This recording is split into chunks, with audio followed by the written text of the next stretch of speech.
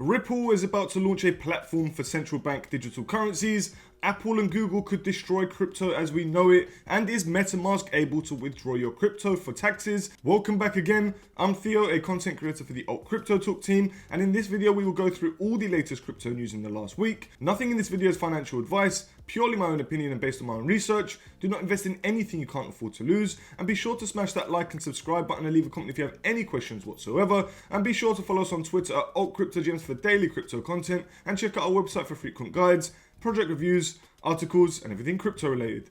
Okay, let's jump straight into it. Alright guys, I thought we'd start off with the funny one first. And a husband tried to hide $500,000 in Bitcoin during a divorce, but he got busted by a crypto hunter. The guy tried to save himself from losing $500,000. Let's see what he tried to do and let's see how he got caught. So a few months into her divorce proceedings, Sarita thought it was suspicious that her spouse, who earned $3 million annually, didn't have many assets. After spending half a year on discovery and enlisting the help of a forensic accountant, the New York housewife eventually tracked down 12 Bitcoins, which was worth $500,000 at the time, in a previously undisclosed crypto wallet. Sarita, who was married for a decade and asked to use a pseudonym to protect herself from retaliation, said she felt blindsided by her husband's cryptocurrency investment. I know of Bitcoin and things like that, I just didn't know much about it. It was never a thought in my mind because it's not like we were discussing it or making investments together. It was definitely a shock. The world of financial infidelity has become increasingly sophisticated as investors hop coins across blockchains and sink their cash into metaverse properties. An NBC News poll found that 1 in 5 Americans had invested or traded or used cryptocurrency,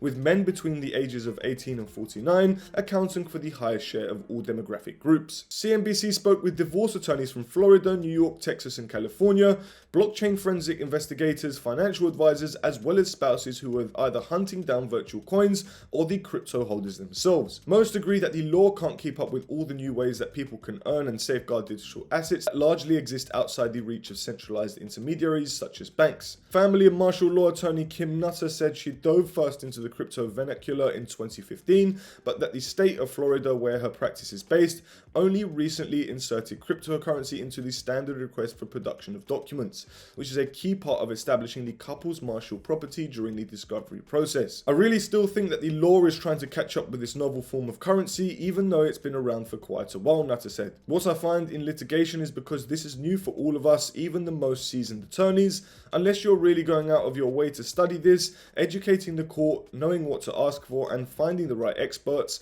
it's much more of a scramble to me than other areas of law which had been around for much longer. How crypto hunters track down coins. Hunting hidden crypto stashes in divorce has created an entirely new job category for forensic investigators.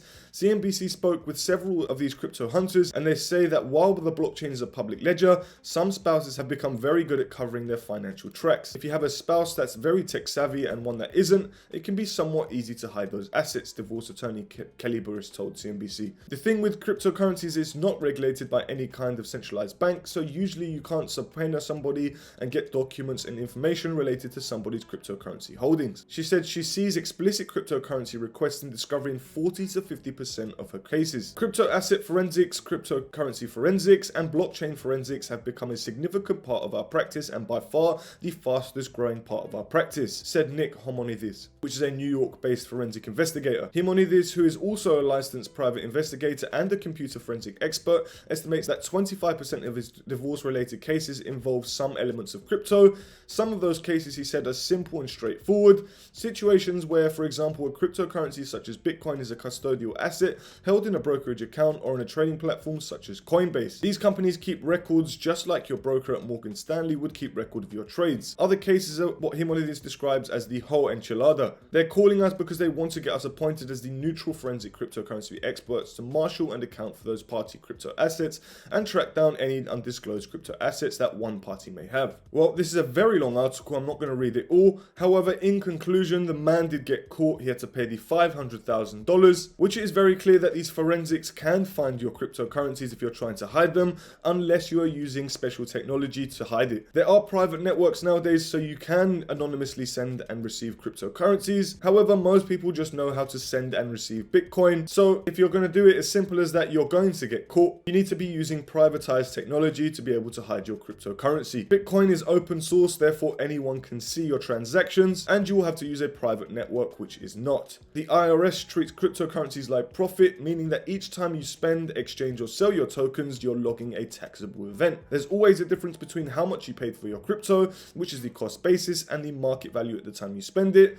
That difference can trigger capital gain taxes, and this is what people need to understand. All I'm trying to say is that you'll have to be very careful when it comes to cryptocurrencies, because it is such a new technology, a new asset. We're going to have to understand it, and because it's not centralized, we are going to have to learn it and do it all on our own without the help of any government or central authority. All I have to say is don't try and hide $500,000 from your wife, because 9 times out of 10 she's going to find it. Let's move on to the next article. So this one is huge. Ripple is starting a platform for central banks to issue their CBDCs. Now, CBDCs, as you all may know, is the future of currencies, and this is the only way that the government are going to get their grubby hands on our cryptocurrencies. Ripple is starting a central bank digital currency platform which allows central banks, governments, and financial institutions to issue their own digital currency. Using Ripple's platform, government institutions can manage and customize their entire life cycle of the CBDC, which includes minting, distribution, redemption, and token burning. Financial institutions will be able to manage and participate in inter-institutional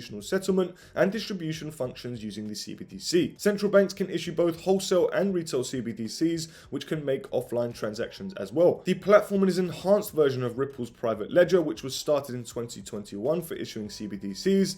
The platform is powered by the XRP ledger, but was built on a new private ledger. Ripple will show the use case for its platform under the EHKD pilot, a program run by the Hong Kong Monetary Authority, the de facto central bank. It is also working with Taiwan's Fubon Bank to build a product for real estate asset tokenization and equity distribution under the EHKD pilot. This article is extremely short and sweet, but you can see where Ripple is heading with this. They are trying to dominate the banking industry, which is absolutely incredible. And if they do it successfully, they are going to take control of a multi-trillion-dollar business, which would do wonders for Ripple as well as the whole cryptocurrency market. Obviously, Ripple will have to be regulated for them to accept this, but if the world turns to Ripple to issue CBDCs, then every XRP holder is in for a treat. So guys, that's it for this article. Let's move on to the next one, which is absolutely amazing. You can turn your old Game Boy into a Bitcoin and Ethereum hardware wallet. And you might think I'm joking, but this is actually serious. A new crypto startup company called Keep is creating an offline crypto storage solution with a Game Boy cartridge that gamifies the seed phrase process. This is genius, but I don't think I would want to change my Game Boy into a hardware wallet. I think I'd rather play Pokemon Fire Red. Off topic, let me know if you were a red, blue, or green Pokemon player. That's only if you were in the same generation as me, but yeah, let me know. I'm interested to know. So, a small team of developers at crypto startup Keep is revamping original Nintendo Game Boy, which is the handheld console, and optimizing them to store cryptocurrency offline. This will transform the popular handheld of yore into a crypto hardware wallet called the Game Wallet. But the Game Wallet isn't just a newfangled hardware wallet with a Game Boy console cover. In fact, the Game Wallet is far from a gimmick. It's a brand new Game Boy game cartridge that can actually use gamification to generate users' seed phrase through random requests and interactions with non-playable characters, aka NPCs. Once set up, the Game Wallet will be able to store any cryptocurrency that uses BIP32 seed phrases, which means it can store coins like Bitcoin and Ethereum at launch. The software will be open source and available for anyone to create their own implementation if desired. Keep founder Joseph Shirazi told Decrypt that the wallet's game experience will be Pokemon-like. That is absolutely amazing. Our primary focus at Keep is making Web3 accessible and safe for everyone, with tools like social logins and extra security layers for wallets. Game Wallet is a fun project and extension of that. Let's take a look at this demo.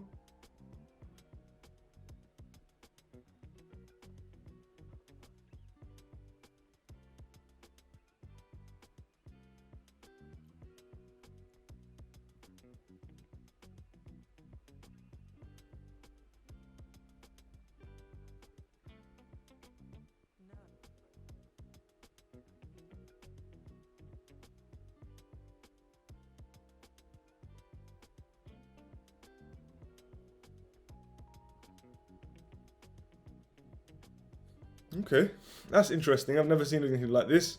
This is definitely something different, and I'm still a bit confused on how that works, but that is actually pretty cool. While the game wallet has been in development since January, Keep's 9-person team believes the recent controversy surrounding Ledger's new recovery service means a truly offline storage solution is needed. Game wallet is marketing itself as an offline storage option that promises no firmware updates ever. That's exactly what we need. Guys, if you missed that Ledger video, I'm going to link it in the description below. It's very important that you watch it if you're a Ledger user, which in the video I also give you an alternative option to Ledger, which my personal favorite hardware wallet is Trezor. And if you want to get your hands on a Trezor, I will leave that linked in the description below. But carrying on with this article, with all the drama around the recent Ledger hardware wallet update, we realized the need for truly offline cold storage that minimizes trust, which Keep co-founder Sasha Moenbart wrote on a game wallet product page. What started as a fun idea now seems to be a really important product. Moenbart added, trusting the supply chain for new security devices can be scary, but we don't know who has messed up with a device, but I know exactly where the Game Boy on my shelf has been for the last 20 years. The game wallet doesn't yet have an official release date, but Shirazi told Decrypt that the company plans to open pre-orders soon and is targeting a summer rollout, barring supply chain and or technical hurdles. This isn't the first time crypto enthusiasts have cryptified the Game Boy. However, 2 years ago, a pseudonymous IT security researcher turned the handheld into a Bitcoin mining device, albeit a very slow one. So it seems like the Game Boy device has a lot of potential for the future, even though it is a product of the past, but it is one of the best products of the past. It definitely stood out in my childhood, and I'm excited to see what they do with the Game Boy. But guys, that's pretty much it for this article. Let's move on to the next one. And Apple and Google are systematic risks to crypto, says ex-Coinbase CTO. So this is very interesting, seeming as that these companies are partnering with crypto companies. I'm intrigued to know how they could potentially destroy it. Apparently, tech giants Apple and Google could extract private keys from iPhone and Android devices. Now, this is always something that I've mentioned when focusing on crypto security. You're never supposed to write down your seed phrase on any technological devices, whether that's your mobile, your computer, or anything that is electronic. I believe if anything's digital, it can definitely be hacked. So here's what the article says. If having sufficient Bitcoin becomes the most important political issue in the coming years, bankrupt governments may attempt to get hold of some people's crypto, according to Balaji Srinivasan, former chief technology officer at a crypto exchange called Coinbase. While a conventional 51% attack through mining isn't something the US could easily pull off now, it may try to compel Apple, Google, and other tech companies to hunt for private keys on the servers, devices, and browsers they control, and to remit any stolen funds to a cash-hungry federal government. Now that is extremely possible. This isn't cyber terrorism, it is cyber war. It's not some random hacker who manages to sneak out a file, it's when the CEO of a company gives the lawful order to hack their customers, pointing to what happened with the millions of Russians in the spring of 2022 when every tech company turned on their former customers. We're talking billions of iPhones and Android phones, Mac laptops and Chrome browsers, Google Docs and Gmail. China could do the same with the Chinese smartphone manufacturers. If you can't trust the operating system itself, then it gets tricky. He thinks Linux could be employed as an alternative, but notes that Linux-based devices may not scale in time. Exchanges built on Linux are another possible answer, but those are of course custodial and possibly also vulnerable to similar attacks, the ex-Coinbase CTO added. Concluding, I don't have all the answers, but I want to raise the question to get us to start thinking about it. It's possible that the answer here is in part of social or political,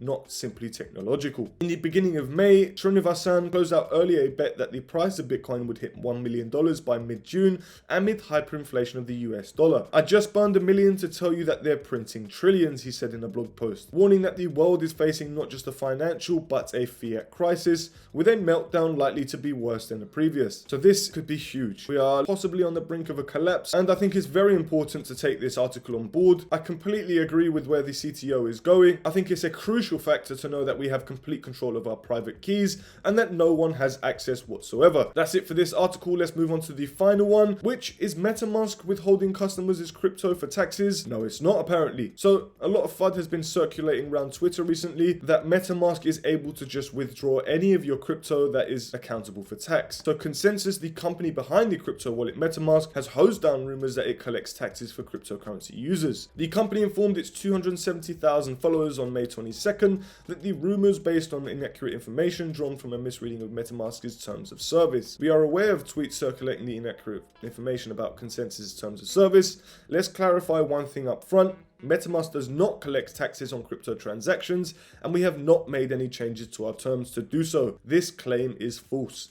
So that pretty much clears it all up very simply. The company clarified that the tax section of its terms of service exclusively referred to its products and paid plans offered, and had nothing to do with on-chain crypto transactions. Legal terminology can be complex, but it's crucial to emphasize that this section does not apply to Metamask or any other products that doesn't involve sales tax. Metamask does not collect taxes on crypto transactions, and we have not made any changes to our terms to do so. Certain members of the crypto community cried foul play on May 21st after users noticed a section of Metamask's terms of services that stated the company reserved the rights to withhold taxes where required, with some believing this related to a user's income taxes. This misinformation rapidly surged up to the ranks to make the front page of cryptocurrency on Reddit, where it has gathered more than 500 upvotes and 600 comments at the time of publication. This is what it says, and this is the post on Reddit. This is a tweet of someone tweeting about the Metamask T's and C's. Here it says, however, not everyone bought into the gossip, with some crypto community quickly shutting down the claims. Everyone blindly tweeting about the Metamask tax clause is in TOS but not actually reading it, wrote pseudonymous Twitter user Printer Brr. If you buy a product from them, then you can withhold taxes like sales tax for that product, just like Amazon does when you buy from them, they added. So essentially, it's only if you buy a product directly from Metamask, or if you're using a product or service directly from the Metamask app, not if you're interacting with, say, MakerDAO or interacting with Uniswap, which isn't owned by Metamask. They will have no correlation, and they will not be able to withhold any taxes or any cryptocurrencies whatsoever. So don't believe everything you say. You must conduct thorough research beforehand. The only thing that is true is the Ledger one, and Ledger is actually really disgusting right now. I'm actually appalled by what they have done, and I can't believe that a couple months ago I just bought a Ledger and I'm going to have to throw it away now. So it's time to get another Trezor, and if you want to get your hands on a Trezor as well, I will leave that linked in the description below like I mentioned. The total cryptocurrency market cap has been hovering around $1 trillion for the past few weeks, and honestly guys, I think we are just on the cusp of dropping below $1 trillion. I don't know how far we're going to go down, but I don't think it is going to be nice. The only good thing is that I can say is that the GUI for Ethereum has dropped significantly. When Pepe was in its peak, GUI was at least around 100, so at least it's now a third of that price. Guys, that's pretty much it for this video. If you enjoyed it, please don't forget to hit that like and subscribe button. It really supports our channel. We really appreciate you all. And guys, we have a promotion running on Bybit, the best centralized exchange platform for buying, trading and earning. Bybit is home to all your favorite cryptocurrencies, and you can claim up to $4,380 just by signing up using the link in the description below. It's simple. If you need help finding the right crypto gems, then follow us on Twitter at AltCryptoGems and head over to our website to get your hands on detailed project reviews, crypto guides and more. Thank you very much for watching, and we hope you found this video helpful and informative. Until next time, DGens.